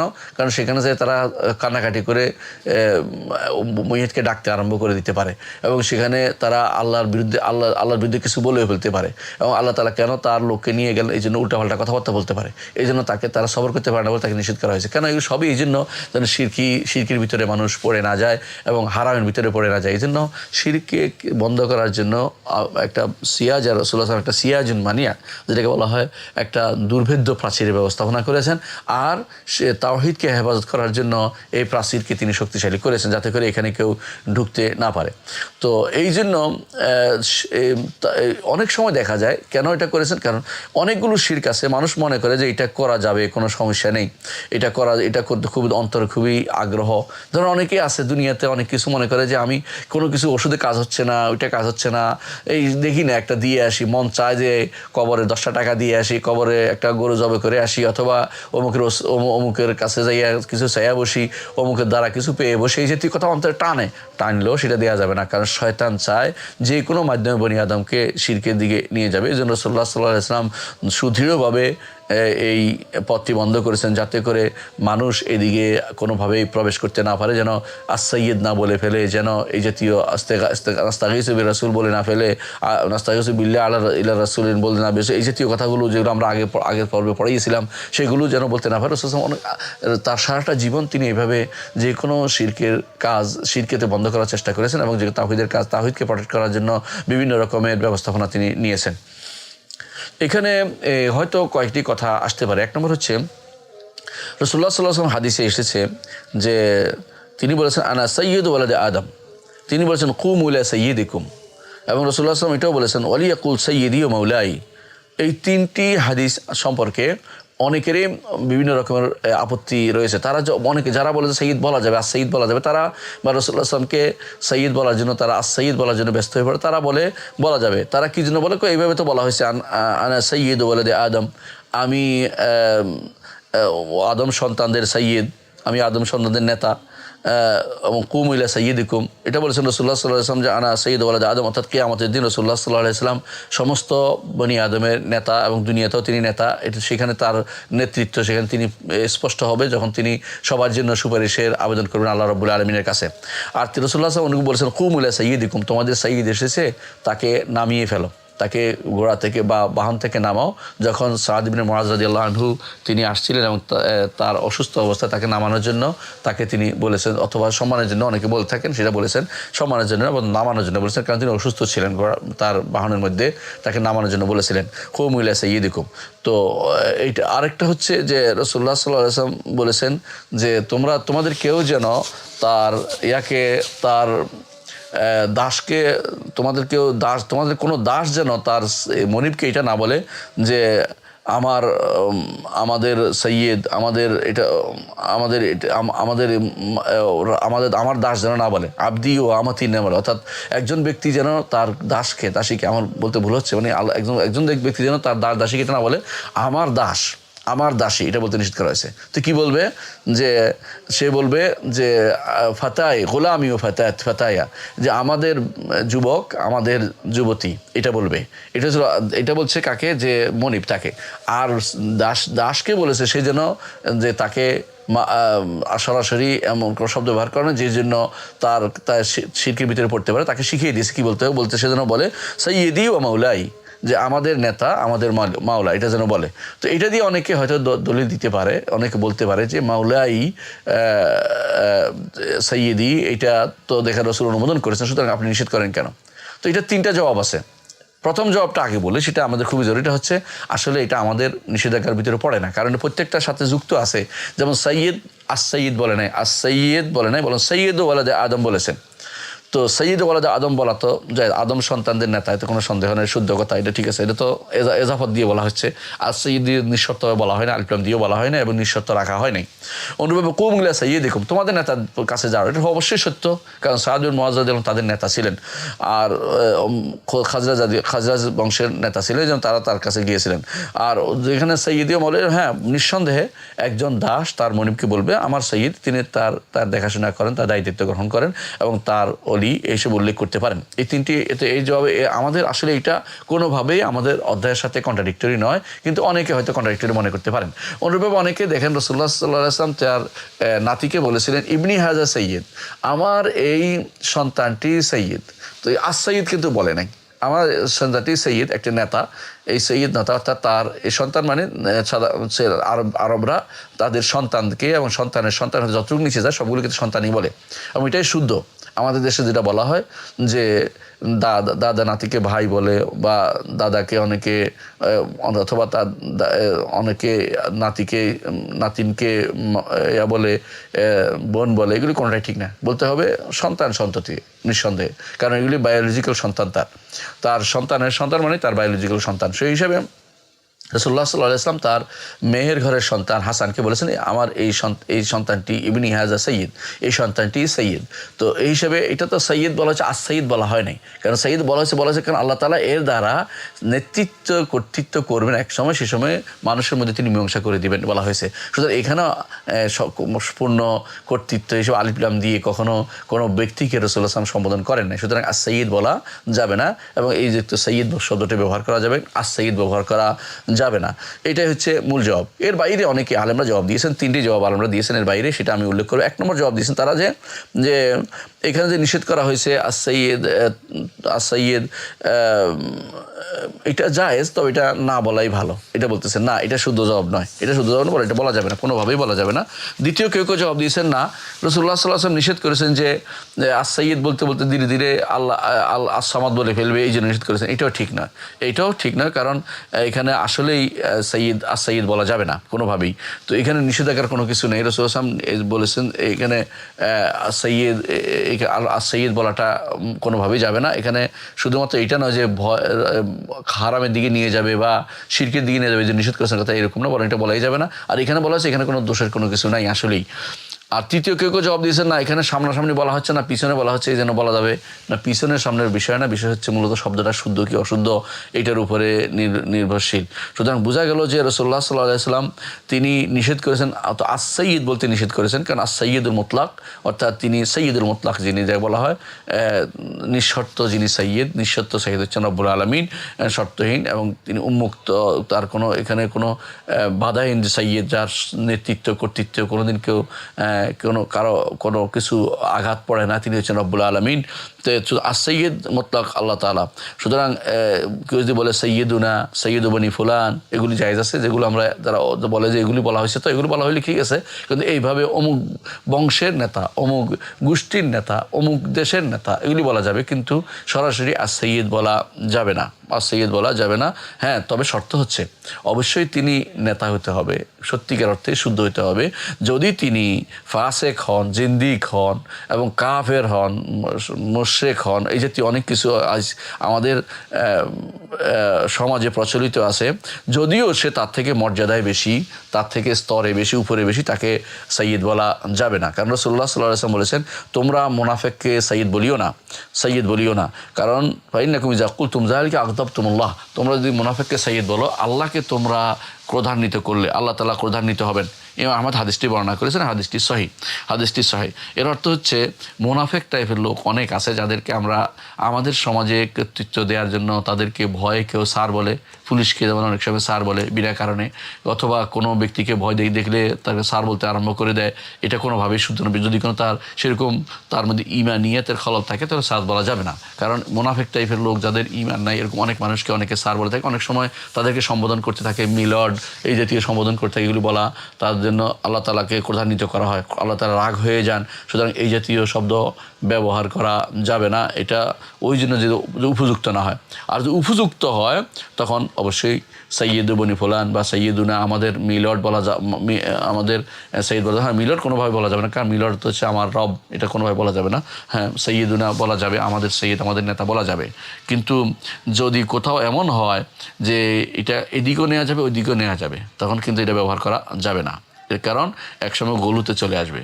এই অবস্থায় আমি একটা কথা বলে রাখি, অনেকে বলে মাওলা আলী, আল মাওলা আলী, এটা কিন্তু ব্যবহার করা যাবে না। কারণ হ্যাঁ, নিঃসন্দেহে তিনি আমাদের সবারই অভিভাবক, সাহাবায়ে কেরাম, কিন্তু আলিফ লাম দিয়ে ব্যবহার করা যাবে না। আল মাওলা আলী ব্যবহার করলে সেটা অবশ্যই শিরকের ভিতরে পড়বে। হ্যাঁ, এখন বলতে পারেন মাওলা না আমরা বলি, হ্যাঁ মাওলা না বলি, মাওলা ইয়া বলি, আমাদের মাওলা, আমাদের মুরব্বী, এভাবে বলা যাবে। কিন্তু মাওলা সরাসরি কোনো রকম আলিফ লাম দিয়ে কোনো রকমের ইয়া ব্যতীত আল মাওলা আলী বলা যাবে না। আল মাওলা আলী বললে শিরক হয়ে যাবে।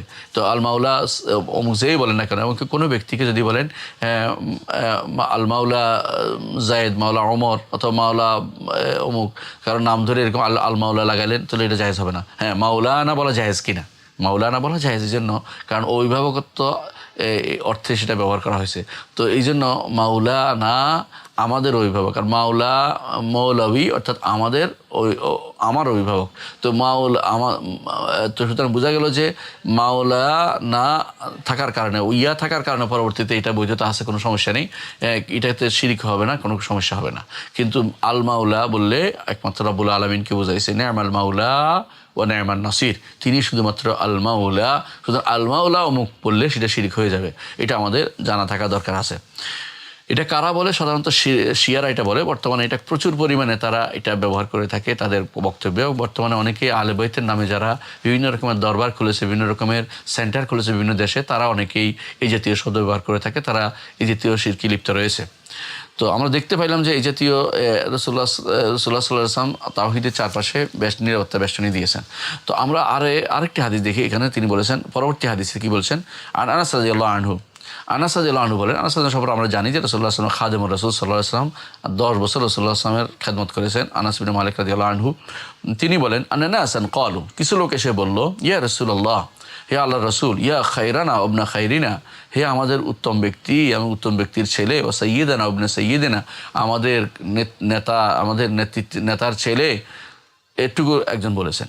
এটুকু বলার পরে তারপর রাসূলুল্লাহ সাল্লাল্লাহু আলাইহি ওয়াসাল্লাম এরপরে তিনি তার জবাবটা দিয়েছেন। তো এটুকুর একটু ব্যাখ্যা আমরা করে নিই।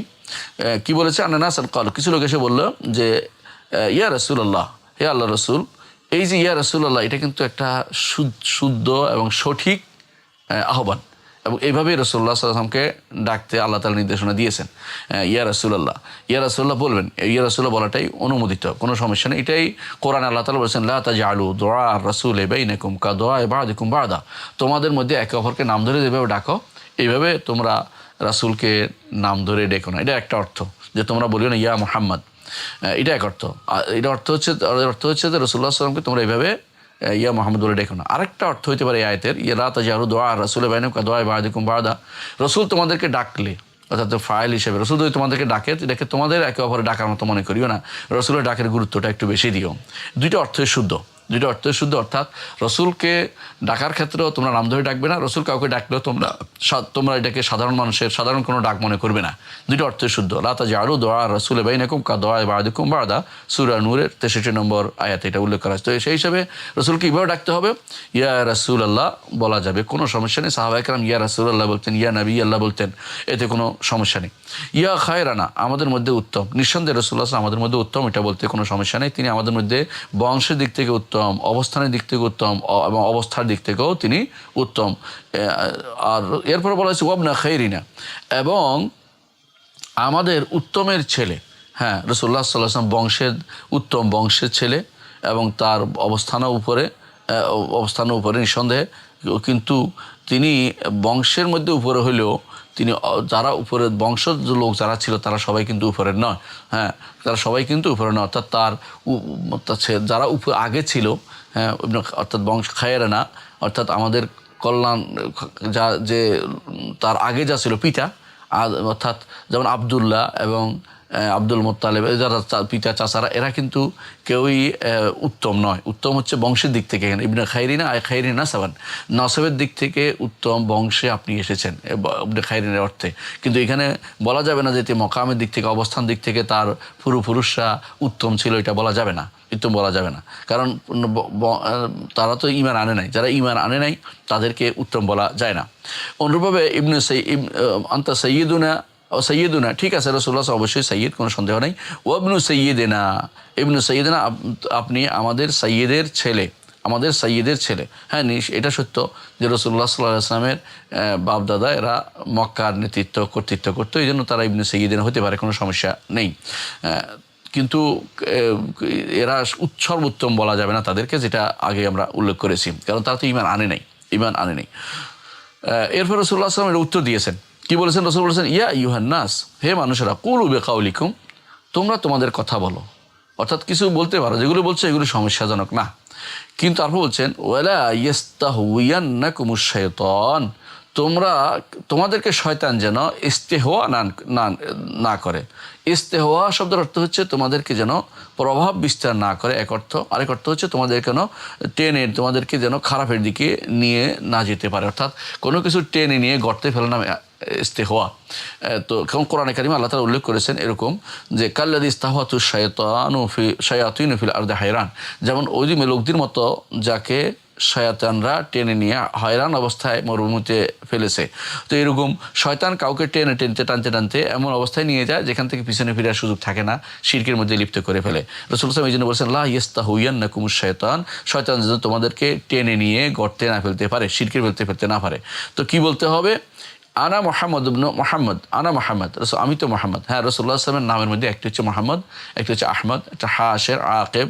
রাসূলুল্লাহ সাল্লাল্লাহু আলাইহি ওয়াসাল্লাম, এগুলো রাসূলুল্লাহ সাল্লাল্লাহু আলাইহি ওয়াসাল্লামের নাম। তো রাসূলুল্লাহ সাল্লাল্লাহু আলাইহি ওয়াসাল্লামের নামগুলো তিনি বলেছেন, আনা মুহাম্মদ, আনা আহমদ, আনা হাশের, আমি মুহাম্মদ, আমি আহমদ। তারা মুহাম্মদ রাসূলুল্লাহ সাল্লাল্লাহু আলাইহি ওয়াসাল্লামের নাম প্রমাণিত হলো। কোরআনে কারিম আল্লাহ তাআলা বলেছেন মুহাম্মাদুর রাসূলুল্লাহ, এইভাবে আল্লাহ তাআলা উল্লেখ করেছেন।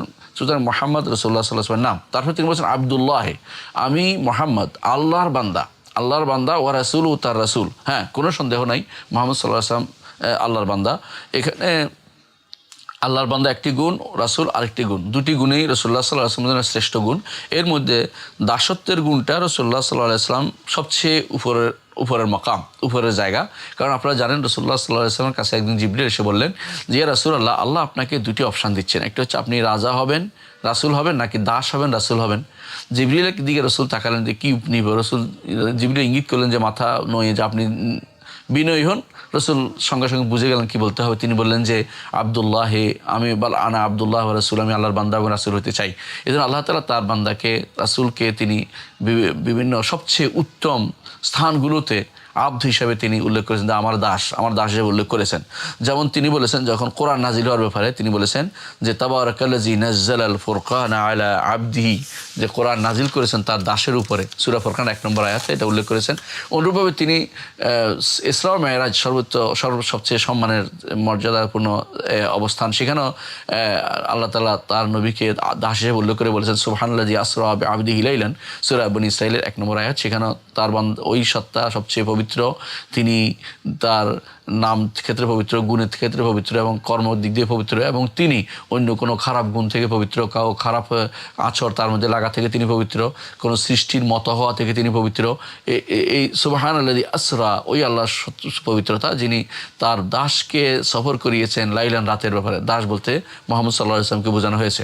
অনুরূপভাবে তিনি মেরাজের রাত্রিতে সর্বশেষ জায়গায় যেখানে তিনি অবস্থান করেছেন সেখানে তিনি আল্লাহ তাআলা তাকে তার দাস হিসেবে উল্লেখ করেছেন ফাআউহা ইলা আবদিহি মা আউহা, যে তখন তার দাসের কাছে যা ওহী করার তিনি করেছেন, অর্থাৎ 50 ওয়াক্ত সালাতের যে ওহী করেছেন, এগুলো আল্লাহ তাআলা তখন দাস হিসেবে তাকে উল্লেখ করেছেন সেখানে। অনুরূপভাবে উল্লেখ করেছেন যে রাসূলুল্লাহ সাল্লাল্লাহু আলাইহি ওয়াসাল্লাম থেকে, রাসূলুল্লাহ সাল্লাল্লাহু আলাইহি ওয়াসাল্লাম যে আল্লাহ তাআলার বান্দা এবং তার রাসূল, এবং তিনি যে যা বলছেন আল্লাহর পক্ষ থেকে বলছেন, এটা আল্লাহ তাআলা সাব্যস্ত করেন। তারা যে সমস্ত কথা বলে তার বাইরে গিয়ে তারা কখনো কোরআনের মতো কিছু আনতে পারবে না। এই চ্যালেঞ্জের জায়গাতেও তিনি তার নবীকে দাস হিসেবে উল্লেখ করে বলেছেন ওয়া ইন কুনতুম ফি রাইবিম মিম্মা নাযালনা আলা আবদিনা, তোমরা যদি কোনো সন্দেহ থাকো আমার দাসের উপরে আমরা যা নাজিল করেছি।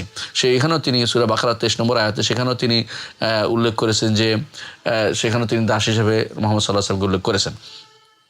এভাবে আমরা দেখতে পাই নবীরা সবাই আল্লাহর দাসত্বকে পছন্দ করতেন। আল্লাহর দাসত্ব শব্দ উল্লেখ তারা পছন্দ করতেন। আল্লাহ তাআলা এই জন্য নবীদের উল্লেখ করেছেন দাস হিসাবে, বলেছেন যুররিয়াতা মান হামালনা মা নূহিন ইন্নাহু কানা আবদান শাকুরা, যে এরা নূহের সন্তান, যাদেরকে নূহের সন্তানদের মধ্যে যাদেরকে আমরা নৌকায় তুলেছিলাম সন্তানদের, নিশ্চয়ই তিনি একজন শাকুর বান্দা ছিলেন, অর্থাৎ শুকর গুজার বান্দা ছিলেন, শুকর দাস ছিলেন। সূরা বনী ইসরাঈলের 3 নম্বর আয়াতে এটা উল্লেখ করা হয়েছে। তো এইটা হচ্ছে অবুদিয়া, বিশেষ দাসত্ব। এইটা সর্বোচ্চ নেয়ামত একজন মানুষের জন্য দাস হতে পারাটা বড় নেয়ামত। কারণ মানুষ হয় আল্লাহর ইবাদত করবে না শয়তানের ইবাদত করবে। তো শয়তান ইবাদত করে, এটা প্রমাণ হচ্ছে আল্লাহ তাআলা বলছেন সূরা ইয়াসিনের 60-61 নম্বর আয়াতে আল্লাহ তাআলা বলছেন আলাম আহাদ ইলাইকুম ইয়া বানি আদম আল্লা তা'বুদুশ শাইতান ইন্নাহু লাকুম আদুউম মুবিন, হে বনি আদম, তোমাদের কাছ থেকে অঙ্গীকার নেইনি যে তোমরা শয়তানের ইবাদত করবে না, সে তো তোমাদের প্রকাশ্য শত্রু। তো কী করবে? ওয়ানির বুদুনি, একমাত্র আমারই ইবাদত করবে। হাযা সিরাতুল মুস্তাকিম হচ্ছে সহজ পথ। তাহলে বোঝা গেছে যে মানুষ হয় আল্লাহর দাসত্ব করবে, নয় শয়তানের দাসত্ব করবে। তো দাসত্ব করতে পারাটা বিশেষভাবে উইলিংলি, ইচ্ছাকৃত যে দাসত্ব হয় সেটা অবশ্যই অত্যন্ত সম্মানের ব্যাপার। এই জন্য ইবনুল কাইয়িম রাহমাতুল্লাহি আলাইহি বলেন হারাবু মিনার রিক্কিল্লাযী খুলিকু লাহু, যারা এই দাসত্ব করেছে অন্য কারো, তারা যে জন্য তাদেরকে সৃষ্টি করেছে দাসত্ব থেকে যখন তারা পালাবে ফাবুলু বিরিক্কিন নাফসি ওয়াশ শাইতানি, তখন তারা নিজের নফসের দাসত্ব করেছে অথবা শয়তানের দাসত্ব করেছে। সুতরাং অবশ্যই মনে রাখতে হবে দাসত্বটা অত্যন্ত মর্যাদাপূর্ণ জায়গা। তো এটা দাসত্বটা এই জন্য রাসূলুল্লাহ সাল্লাল্লাহু আলাইহি ওয়াসাল্লামকে আল্লাহ তাআলা উল্লেখ করেছেন। দাসত্ব এই জন্য আব্দুল্লাহ শব্দটি আল্লাহ রাসূল সাল্লাল্লাহু আলাইহি ওয়াসাল্লামের জন্য খুবই সম্মানের জায়গা, সম্মানের বিষয় হিসেবে আমরা উল্লেখ করি। এবং রাসূলুল্লাহ সাল্লাল্লাহু আলাইহি ওয়াসাল্লাম নিজে উল্লেখ করেছেন এটা দিয়ে তোমরা আমাকে সম্বোধন করিও। আর রাসূলুল্লাহ সাল্লাল্লাহু আলাইহি ওয়াসাল্লাম নিঃসন্দেহে আল্লাহর পক্ষ থেকে প্রেরিত সমস্ত মানুষের কাছে। রাসূলুল্লাহ সাল্লাল্লাহু আলাইহি ওয়াসাল্লাম বলেছেন, আল্লাহ তাআলা বলেছেন যে কুল ইয়া আইয়ুহান নাস ইন্নী রাসূলুল্লাহি ইলাইকুম জামিআন, হে মানুষেরা, আমি তোমাদের কাছে সবার কাছে আল্লাহর পক্ষ থেকে প্রেরিত রাসূল। আরাফের 158 নম্বর আয়াতে আল্লাহ তাআলা সেটা বলেছেন।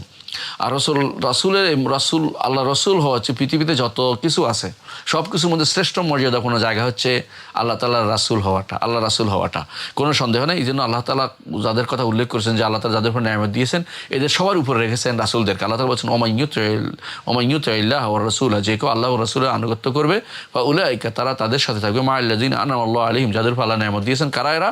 মিনান নাবিয়্যিন, নবী রাসূলরা সবার আগে, সিদ্দিকিন, তারপরে শুহাদা, সালেহিন, এই চারটি শ্রেণীকে আল্লাহ তাআলা নিয়ামত দিয়েছেন, আল্লাহ তাআলা উল্লেখ করেছেন। এর মধ্যে নবীরা সবার উপরে, সুতরাং নবীদের উপরে কোনো কিছু উঠতে পারবে না। যারা বলে বিশেষ করে যারা বলে যে বিশেষ করে ইমাম উদ্দালালা, পথভ্রষ্টদের ইমাম খুমাইনি বলে যে ইন্নাল আইম্মাতিনা মানজিলাতান, আমাদের ইমামের একটা মর্যাদা রয়েছে, লা ইয়াবলুগুহু মালাকুল মুরসাল ওয়ালা নাবিয়্যুন মালাকুল মুকাররাব ওয়ালা নাবিয়্যুন মুরসাল, কোনো আল্লাহর প্রেরিত কোনো ফেরেশতা, আল্লাহর নৈকট্যপ্রাপ্ত কোনো ফেরেশতাও পৌঁছতে পারবে না, আল্লাহর কোনো প্রেরিত আল্লাহর কোনো প্রেরিত রাসূলরাও নবী রাসূলরাও সেখানে পৌঁছতে পারবে না, আউযুবিল্লাহ। এর অর্থ হচ্ছে তারা কি করছে, তাদের ইমামদেরকে নবী রাসূলদের উপরে স্থান দিয়েছে। অথচ নবী রাসূলদের উপরে স্থান দেয়া এটা কোনোভাবেই বৈধ নয়, জায়েজ নাই, এটা কোনোভাবেই দিতে পারে না একজন মানুষ।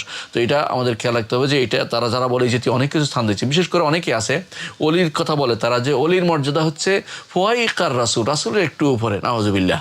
অনেকে এই জাতীয় কবিতা রচনা করছে। অনেকে বলে যে খাতামুল আম্বিয়া, খাতামাতুল আউলিয়ার মর্যাদা খাতামুল আম্বিয়ার উপরে, অর্থাৎ তাদের বলে যে অলিদের মর্যাদা নবীর খাতামুন নবীর উপরে, নাউযুবিল্লাহ। এরাও কুফরিতে লিপ্ত রয়েছে, কারণ সবচেয়ে উচ্চতম মর্যাদা হচ্ছে নবী রাসূলদের, এরপর হচ্ছে সিদ্দিকদের, শহীদদের, সালেহদের। এই জন্য রাসূলুল্লাহ সাল্লাল্লাহু আলাইহি ওয়াসাল্লাম বলেছেন যে আমাকে আব্দুল্লাহ ও রাসূলু বলিও, আমাকে আল্লাহর বান্দা ইয়া রাসূলুল্লাহ বলিও, আব্দুল্লাহ ইয়া রাসূলুল্লাহ, এভাবে তোমরা আমাকে আহ্বান জানিও, কোনো সমস্যা নেই। এটাই হচ্ছে আল্লাহ রসুলকে ডাকার সবচেয়ে সুন্দর পদ্ধতি। কারণ রাসূলুল্লাহ সাল্লাল্লাহু আলাইহি ওয়াসাল্লাম তিনি রাসূলদের মধ্যে শ্রেষ্ঠ এবং তিনি দাসদের মধ্যে শ্রেষ্ঠ দাস। এই জন্য শাইখ হোসেন মাহমুদুদ্দিন আব্দুল্লাহ রহমতুল্লাহ অন্যত্র বলতেন যে মুহাম্মদ সাল্লাল্লাহু আলাইহি ওয়াসাল্লাম সম্পর্কে জিজ্ঞাসা করলে সংক্ষেপে এটা বলবা, আব্দুল লা ইউরবাদ, তিনি এমন দাস যার ইবাদত করা যাবে না, ওয়া রাসূলুন লা ইউকাদ্দাব, এবং তিনি এমন রাসূল যার উপর মিথ্যারোপ করা যাবে না। সুন্দর দুটো শব্দ, আব্দুল লা ইউরবাদ, রাসূলুন লা ইউকাদ্দাব, এটা মুখস্থ করার মতো জিনিস। এটা হলে ভারসাম্যপূর্ণ কথা হচ্ছে। এর চেয়ে বাইরে গেলে সেটা তখন সীমা লঙ্ঘন করা হয়ে যায়। এই জন্য আব্দুল লা ইউরবাদ ও রাসূলুন লা ইউকাদ্দাব, এটা আমাদেরকে সবসময় মুখস্থ রাখতে হবে দুই শব্দ। তাহলে আমরা দেখতে পাচ্ছি যে রাসূলুল্লাহ সাল্লাল্লাহু আলাইহি ওয়াসাল্লাম আমাদেরকে সাবধান করেছেন যে কী বলতে হবে, এটা বলে দিয়েছেন। তারপর তিনি বলেছেন মা উহিব্বু আন তারফাউনি ফাওকা মানজিলাতি আল্লাতী আনজালানি আল্লাহু আযজা ওয়া জাল্লা, আমি পছন্দ করি না তোমরা আমাকে উঠাবে, আমাকে উপরে তুলবে, এমন মর্যাদার উপরে উঠাবে যে মর্যাদা আল্লাহ আমাকে যে মর্যাদা আল্লাহ আমাকে স্থান দিয়েছেন তার উপরে তোমাকে উঠাবে, এটা আমি কখনো পছন্দ করিনি। ইমাম নাসাই সেটাও বর্ণনা করেছেন, ইমাম নাসাই সেটা বর্ণনা করেছেন তার সুনানের মধ্যে উত্তম সনদে উনি উল্লেখ করেছেন, রাওয়াহুজ নাসাই বিসানাদিন জাইয়্যিদ, উত্তম সনদে উল্লেখ করেছেন। তাহলে এইটা হচ্ছে রাসূলুল্লাহ সাল্লাল্লাহু আলাইহি ওয়াসাল্লাম নির্দেশনা আমাদের প্রতি, আমরা যেন রাসূলুল্লাহ সাল্লাল্লাহু আলাইহি ওয়াসাল্লামকে সে বাড়াবাড়ি না করি, আবার ছাড়াছাড়িও না করি। দুইটাই এই দুই দলের ভিতরে রয়েছে। একদল মনে করে, আমরা একটু আগে বলেছি, যারা মনে করে রাসূলুল্লাহ সাল্লাল্লাহু আলাইহি ওয়াসাল্লাম মর্যাদার উপরে, কারো মনে করতে পারে যে রাসূলুল্লাহ সাল্লাল্লাহু আলাইহি ওয়াসাল্লাম মর্যাদার উপরে তারা অলিদেরকে স্থান দিচ্ছে, এটাও কোনোভাবেই সম্ভব না। কেউ তাদের ইমামদেরকে স্থান দিচ্ছে, এটাও সম্ভব না। এবং এটা যদি কেউ করে তাহলে অবশ্যই সেটা কোরআন এবং আয়াত এবং রাসূলুল্লাহ সাল্লাল্লাহু আলাইহি ওয়াসাল্লাম হাদিসের সাথে সরাসরি বিরোধিতার কারণে কুফরিতে লিপ্ত হবে। আর আরেক দল আছে যারা বাড়াবাড়ি করছে। কীভাবে বাড়াবাড়ি করছে? যে তারা রসুলকে তাদের আহ্বান জানাতে আরম্ভ করে দিয়েছে, অথচ রসুলকে তাদের বিপদে আপদে আহ্বান জানানোর অনুমতি নাই। বিপদে আপদে আল্লাহ তাআলাকে একমাত্র ডাকতে হবে। আরেক দল আছে রসুল উপর মিথ্যারোপ করেছে। কীরকম? তারা রসুলকে বলেছে কাদ্দাব, মিথ্যাবাদী, জাদুকর, কবি, পাগল, গণক ইত্যাদি বলেছে। অর্থাৎ এই রাসূলুল্লাহ সাল্লাল্লাহু আলাইহি ওয়াসাল্লাম সম্পর্কে মানুষকে বাড়াবাড়ি ছাড়াছাড়ির মধ্যে মানুষ রয়েছে। তো উভয় দল থেকেই আমাদের সাবধান থাকতে হবে। উভয় গোষ্ঠীর ভিতরে আমাদের কেউ প্রবেশ যেন না করে সেটা আমাদেরকে জানতে হবে। তো রাসূলুল্লাহ সাল্লাল্লাহু আলাইহি ওয়াসাল্লাম যে বলেছেন আব্দুল্লাহ ওয়া রাসূলু, এই একটি কথার মধ্যে উভয় দলের রদ রয়েছে, উভয় দলের বক্তব্য প্রত্যাখ্যান করা হয়েছে। তো একজন মানুষ যেন রাসূলুল্লাহ সাল্লাল্লাহু আলাইহি ওয়াসাল্লাম যেন এমন কোনো শব্দ ব্যবহার না করে, এমন কোনো উপাধি না দেয়, এমন কোনো অবস্থা উল্লেখ না করে যেটা রাসূলুল্লাহ সাল্লাল্লাহু আলাইহি ওয়াসাল্লামের শান এবং মর্যাদার সাথে মানানসই নয়। বাড়াবাড়ি হয়, ছাড়াছাড়ি কোনোটাই উল্লেখ করা যাবে না। রাসূলুল্লাহ সাল্লাল্লাহু আলাইহি ওয়াসাল্লামকে আল্লাহ তাআলা যেই মর্যাদা দিয়েছেন আব্দ এবং রাসূল, এটা বর্ণনা করা যাবে। এর বাইরে যেগুলো আল্লাহ তাআলা তার মর্যাদা উল্লেখ করেছেন সেগুলোর বাইরে নতুন করে নিজের পক্ষ থেকে বানিয়ে শব্দ উল্লেখ করা এবং সেটা দিয়ে মানুষকে পরীক্ষা করা, অনেকে এটা দিয়ে পরীক্ষা করছে, সেটা কোনোভাবেই বৈধ নয়। এর থেকে আমাদেরকে সাবধান থাকতে হবে। কিভাবে করে আপনারা একটু দুইটা উদাহরণ না দিলে বুঝবেন না কীভাবে বাড়াবাড়ি করে। কি বলতেছে?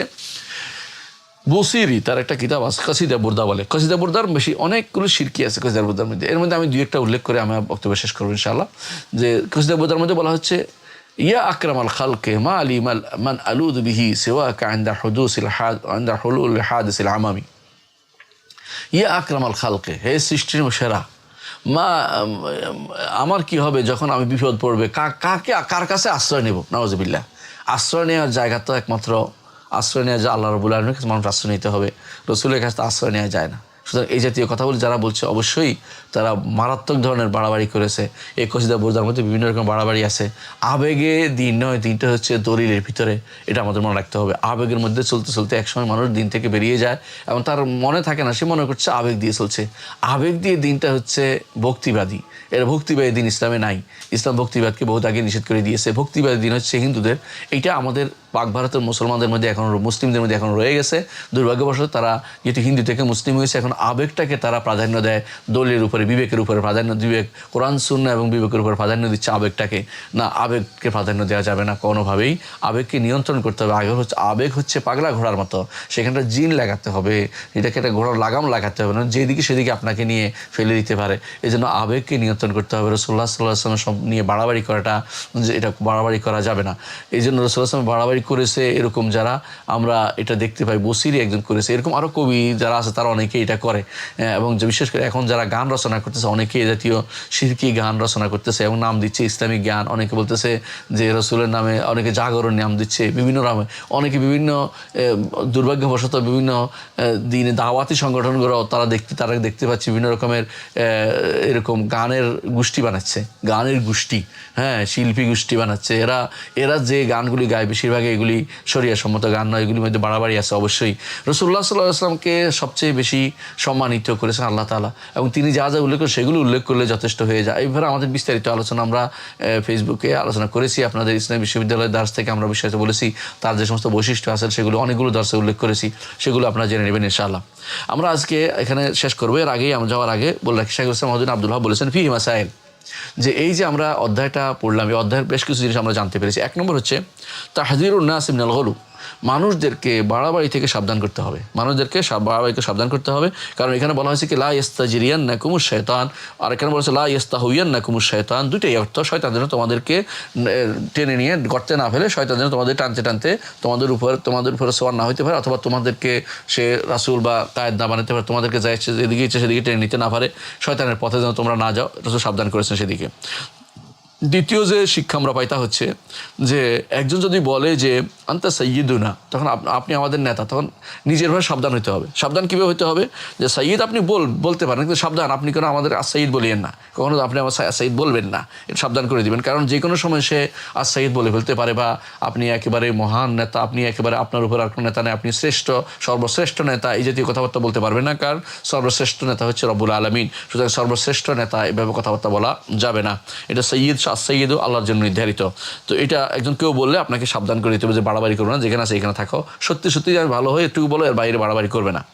3 নম্বর শিক্ষা হচ্ছে যে রাসূলুল্লাহ সাল্লাল্লাহু আলাইহি ওয়াসাল্লাম বলেছেন লা ইস্তাজরিয়ান্নাকুমুশ শাইতান, শয়তান তোমাদেরকে যেন টেনে না নেয়, অর্থাৎ দুইটা অর্থ, টেনে না নেয় অর্থাৎ শয়তান তোমাদেরকে টেনে যেন তোমার যেদিকে সেদিকে নিয়ে যেতে না পারে, অথবা শয়তান তোমাদের উপর সওয়ার না হতে পারে, দুইটা অর্থ হতে পারে।